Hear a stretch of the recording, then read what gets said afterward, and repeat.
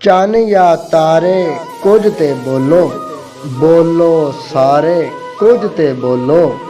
डाढ़ा ए ते चुप कर गए हो, ओदे बारे कुछ ते बोलो। की लिखिया ए आलम लोको, विच सिपारे कुछ ते बोलो। बोलन जोगे नहीं ना बोलो, नाल इशारे कुछ ते बोलो। जोर विचारा होन तो पहलों हुंदे चारे कुछ ते बोलो। क्यों अखियां दियां टिंडां डोलन, पानी खारे कुछ ते बोलो। लै दरिया जावन गे वैरी, रेत किनारे कुछ ते बोलो।